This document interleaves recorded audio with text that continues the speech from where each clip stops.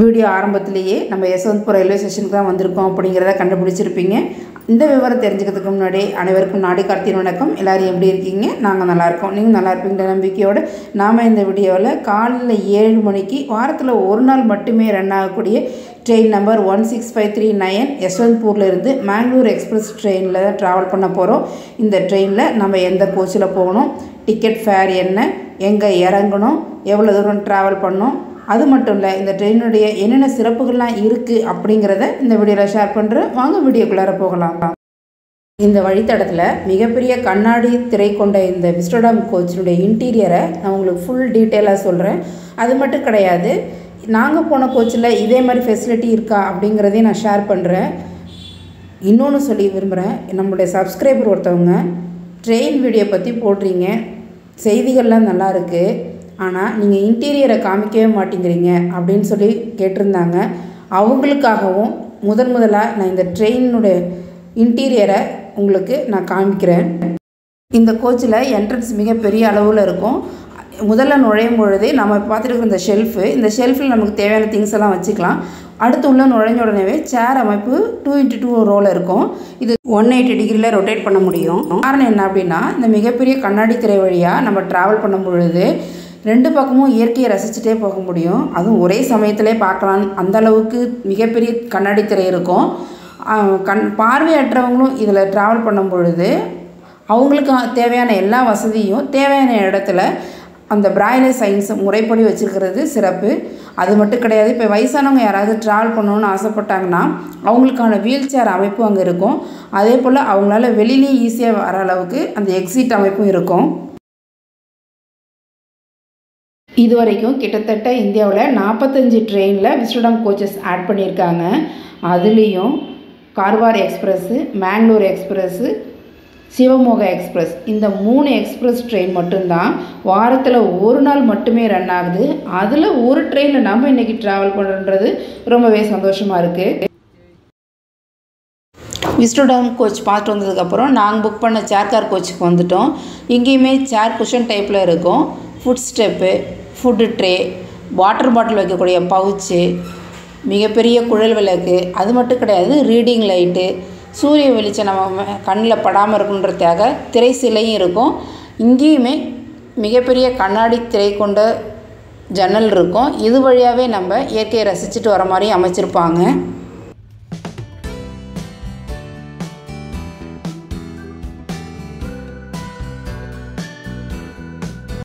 யஸ்வந்த்பூர்லேருந்து காலையில் ஷார்ப்பாக 7 மணிக்கெலாம் நம்ம கிளம்ப ஆரம்பிச்சிட்டோம்.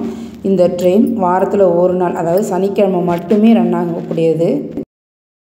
இந்த ட்ரெயினில் 6 ஜென்ரல் கோச்சு, 3 2S கோச்சு, ஒரு ஏசி சேர் காரு, இதோட விஸ்டோடம் கோச்சோடு சேர்த்து மொத்தம் 14 கோச்சஸ் இருக்கும். யஸ்வந்த்பூர்லேருந்து மேங்களூர் வரைக்கும் 413 கிலோமீட்டரை 14 ஸ்டாப்போட ஒரு ஸ்டேட்டை கடந்து போகக்கூடிய இந்த ட்ரெயினில் நாம் இப்போ ட்ராவல் பண்ணக்கூடியது குக்கே சுப்பிரமணிய ரோடு வரைக்கும் தான்.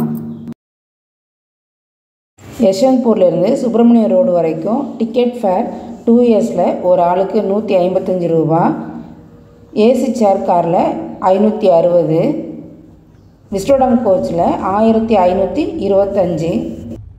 இந்த ட்ரெயினுக்கு பேண்ட்ரி கார் கிடையாதுனால நாங்கள் ட்ரெயின்லேயே இட்லி வடையெல்லாம் சேல்ஸ் பண்ணிட்டு வந்தோம். அவங்கள்ட்டே நாங்கள் 2 இட்லி ஒரு வடை வாங்கியிருந்தோம். அதுக்கு தகுந்த மாதிரியே தேங்காய் சட்னியோட கொத்தமல்லி புதினாலாம் வச்சு கொஞ்சம் ஸ்பைஸியாக இருந்தது அந்த சட்னி. அந்த ஜில்லுன்னு குளிருக்கு அந்த காரமாக இருக்கக்கூடிய அந்த சட்னி சூட்டாக இருந்தது. ஒரு பிளேட்டு ஒரு ஆளுக்கு 50 ரூபா. யஸ்வந்த்பூர் ஜங்ஷனுக்கு அப்புறம் சிக்பனாவர், நீலமங்கலா, குனிகல், எடியூர், பிஜி நகர், ஷரவன் பெலகோலா, சின்னராயப்பட்டினா, இது வரைக்குமே 1 மினிட் ஹால்ட்டுக்கு அப்புறம் அந்த வழித்தடத்துலேருந்து கிளம்பி ஹாசன் ஜங்ஷனில் தான் 5 மினிட்ஸ் ஹால்ட் இருக்கும். ஆனால் நாங்கள் போன இன்றைக்கி கிட்டத்தட்ட ஒரு 15 மினிட்ஸ்க்கு மேலே ஹாசன் ஜங்ஷன்லேயே நாங்கள் வெயிட் பண்ணிகிட்டு இருந்தோம். அதுக்கப்புறம் தான் சக்லேஷ்பூர் ஸ்டார்ட் ஆனிச்சு. அங்கே ஆக்சுவல் டைம் படி 11:05க்கு போய் 11:20க்கு, அதாவது கிட்டத்தட்ட 15 மினிட்ஸ் ஹால்ட்டுக்கு அப்புறம் தான் அடுத்து நம்ம சுப்பிரமணிய ரோடு போவோம். ஆனால் அன்றைக்கி சக்லேஷ்பூர்லேயும் 15 மினிட்ஸ்க்கு மேலவே ரொம்ப நேரம் நாங்கள் வெயிட் பண்ணிகிட்டு இருந்தோம்.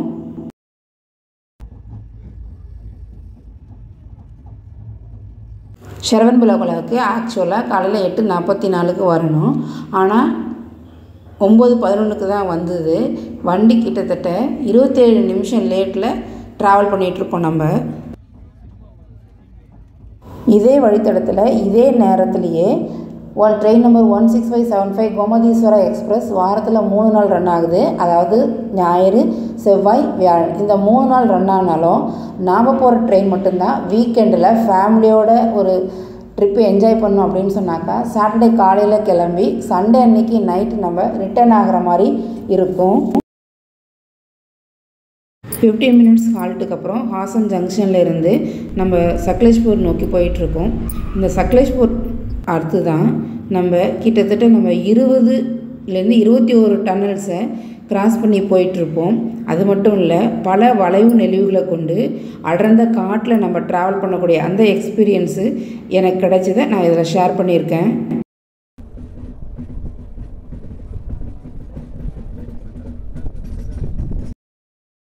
ஹாசன் ரோடுக்கு அப்புறம் ட்ரெயின் நார்மல் ஸ்பீடோட ஸ்லோவாக தான் போகும். காரணம் என்னென்னா, 2 பக்கமும் அடர்ந்த காட்டு பகுதியில் நம்ம ட்ராவல் பண்ணும்போது அந்த இயற்கையோடு பயணிக்கிறது ரொம்பவே சூப்பராக இருக்கும். அது மட்டும் இல்லை, நிறைய ஆறுகளை கடந்து பல வளவுகளை கடந்து பார்க்கும் பொழுது பயணம் ரொம்பவே சூப்பராக இருந்தது.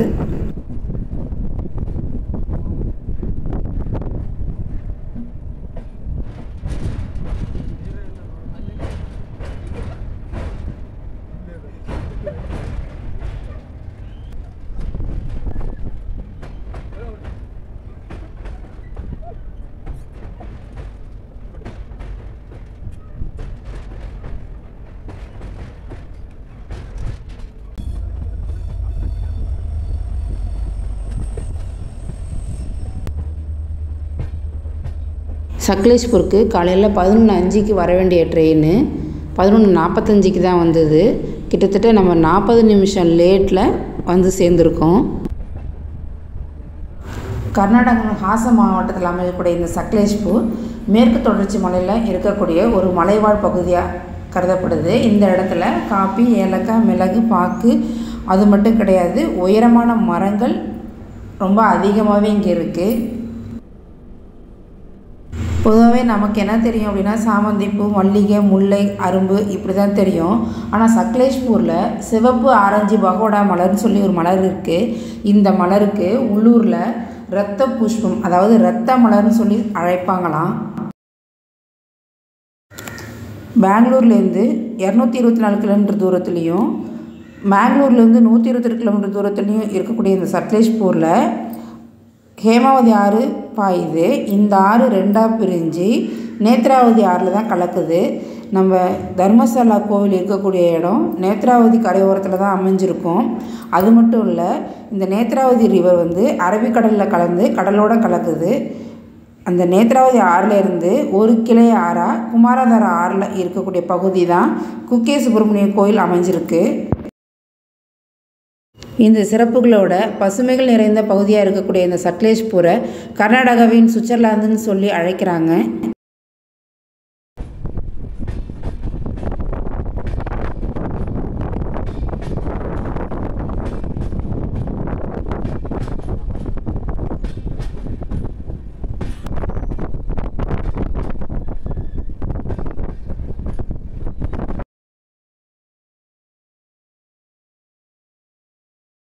இந்த ட்ரெயினில் காலையில் 7 மணிக்கு யஷ்வந்த்பூரில் ஏறினோம்னா 2:25க்கு சுப்பிரமணிய ரோடு போய் இறங்கினதுக்கப்புறம் நம்ம அங்கிருந்து தர்மசாலாவில் ஒரு நாளில் பார்க்கக்கூடிய எல்லா இடத்தையும் பார்த்துட்டு நம்ம திரும்ப இந்த கோவிலுக்கு அடுத்த நாளே நம்ம 8:40க்கு உள்ள ட்ரெயினில் திரும்ப நம்ம பெங்களூர் ரிட்டர்ன் ஆயிடலாம். அந்த ட்ரெயினோட விவரத்தை நான் உங்களுக்கு அடுத்த வீடியோவாக அப்லோட் பண்ணுறேன். இனிமே தான் நம்ம அடர்ந்த உயரமான மரங்கள் இருக்கக்கூடிய பகுதியில் ட்ராவல் பண்ண போகிறோம்.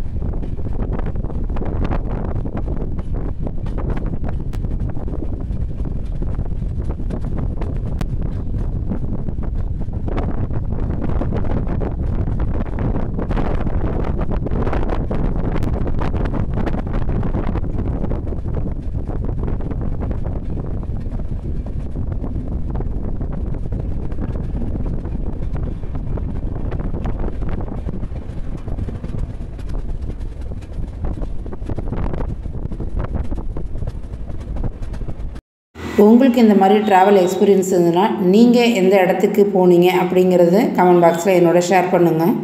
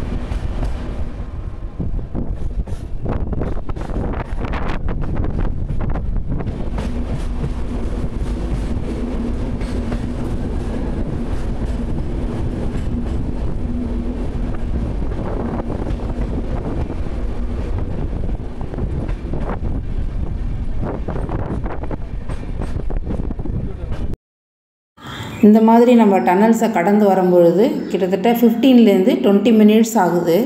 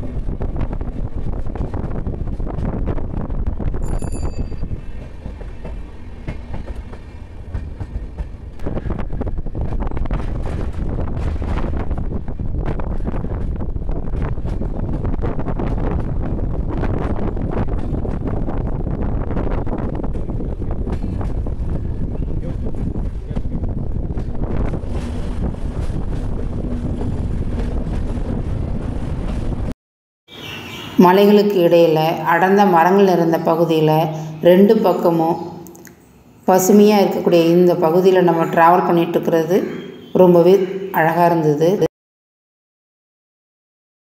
நாங்கள் போன அன்றைக்கி வெயிலுடைய தாக்கம் அதிகமாகவே இருந்தது. இந்த வெயிலுடைய வெளிச்சத்துலேயும் இந்த குகைக்குள்ளே போகும்பொழுது எவ்வளோ இருட்டாக இருக்கிறத பார்த்தோன்னே ரொம்பவே த்ரில்லிங்கான ட்ராவலாக இருந்தது.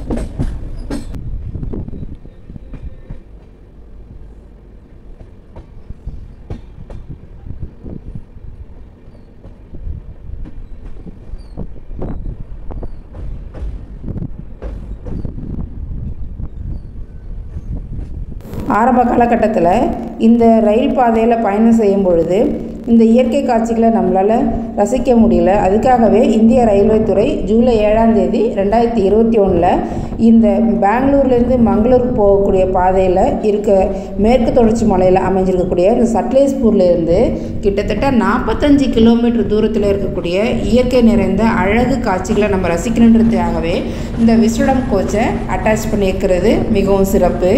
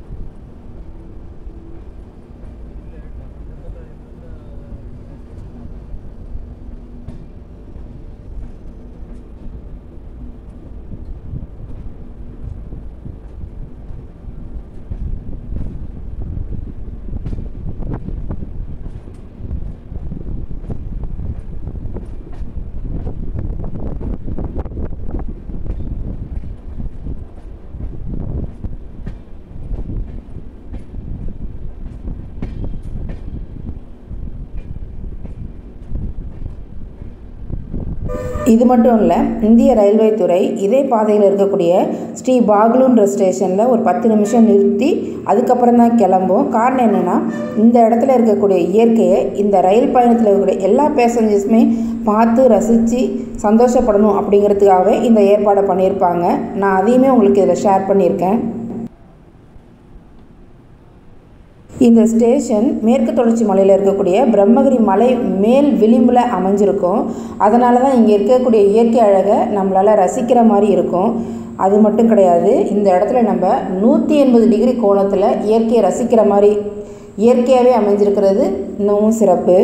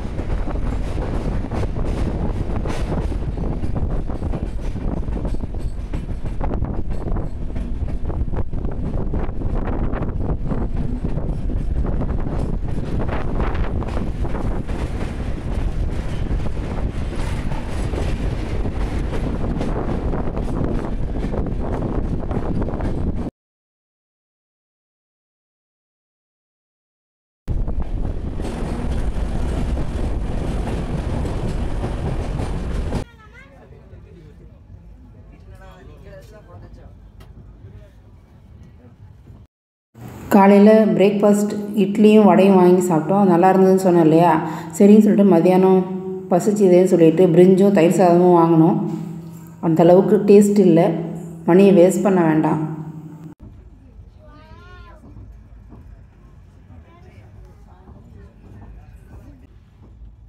இந்த இடத்துக்கு நீங்கள் ஏற்கனவே வந்திருந்தீங்கன்னா உங்களோட அனுபவத்தை கமெண்ட் பாக்ஸில் ஷேர் பண்ணுங்கள். ஃபைனலாக நம்ம இறங்கக்கூடிய இடமான குக்கே சுப்பிரமணிய ரோடு ஸ்டேஷனுக்கு மதியானம் 3 மணி போல் வந்து இறங்கணும். கிட்டத்தட்ட 35 மினிட்ஸ் ட்ரெயின் லேட்டு. இதுக்கப்புறம் நம்ம ஆட்டோவில் பஸ் ஸ்டாண்டுக்கு போயிட்டு அங்கேருந்து தர்மசாலாவுக்கு பஸ்ஸில் போனதை நான் வீடியோவை அப்லோட் பண்ணியிருக்கேன். வீடியோ பார்க்காதவங்க லிங்க்கை டிஸ்கிரிப்ஷனில் கொடுக்குறேன். இந்த வீடியோ எப்படி இருந்தது அப்படிங்கிறத கமெண்ட் பாக்ஸில் ஷேர் பண்ணுங்கள். பிடிச்சிருந்தால் லைக் பண்ணி, இது வரைக்கும் நீங்கள் சப்ஸ்கிரைப் பண்ணலன்னா சப்ஸ்கிரைப் பண்ணிட்டு மறக்காமல் பெல் பட்டனையும் அழுத்துங்க. அப்போ தான் நான் அடுத்தடுத்து போடக்கூடிய வீடியோ உங்களுக்கு நோட்டிஃபிகேஷனாக வந்து சேரும். நம் சொந்தம் தொடர மீண்டும் ஒரு புதிய வீடியோவில் சந்திப்பது உங்கள் நாடி கார்த்தி. தேங்க்யூ ஃபார் வாட்சிங். நன்றி, வணக்கம்.